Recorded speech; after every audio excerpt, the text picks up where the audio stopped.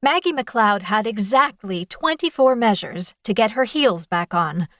The trouble was she had to keep wailing on her trumpet at the same time, which made the whole operation much more complicated. As she riffed on the crescendo of Rhapsody in Blue, she tried to work her bare left foot deeper into the high heel. The motion was hidden from the audience by the hem of her gown, but her grimace as her toes jammed partway in could be spotted by anyone with a keen eye. Swollen again. No surprise after the band members had been forced to run to catch the train to Minneapolis. Come on, come on! A measure skipped by without her as she fumbled with the strap, trying to force it over her heel.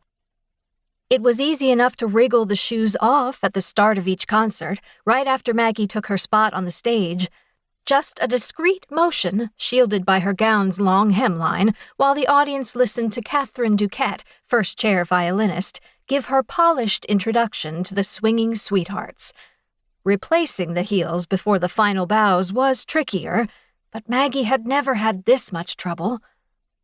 In front of her, conductor Martin Simmons tilted his head back theatrically with the final swell of the upbeat tune, his baton twitching wildly as if trying to juice the last bit of energy out of his girls. Beyond him, the audience filling the plush seats of Northrop Auditorium clapped enthusiastically. "A good show," they'd say during intermission. "Didn't those girls play like men?" At least, that's what they'd say if she didn't give them something more interesting to talk about by tripping to the microphone. It was tradition for the soloist of the previous piece to dismiss the audience for intermission, reciting the standard lines their promoter churned out. Tonight, that was Maggie, shoes on or off. On Simmons's cue, Maggie curtsied with the others, deeper than usual, letting her hook the heel's strap with her finger and give it a frantic tug. No one else could hear the tiny snap, but Maggie froze. Perfect. Just super.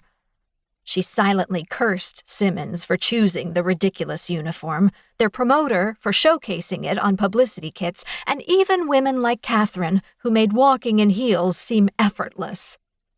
Simmons, arms spread apart in his circus ringmaster stance, was staring at Maggie, punctuating her cue with his thick eyebrows.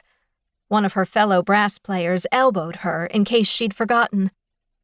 There was nothing for it but to scoop up the broken heel, letting it dangle from her free hand, and limp to the microphone.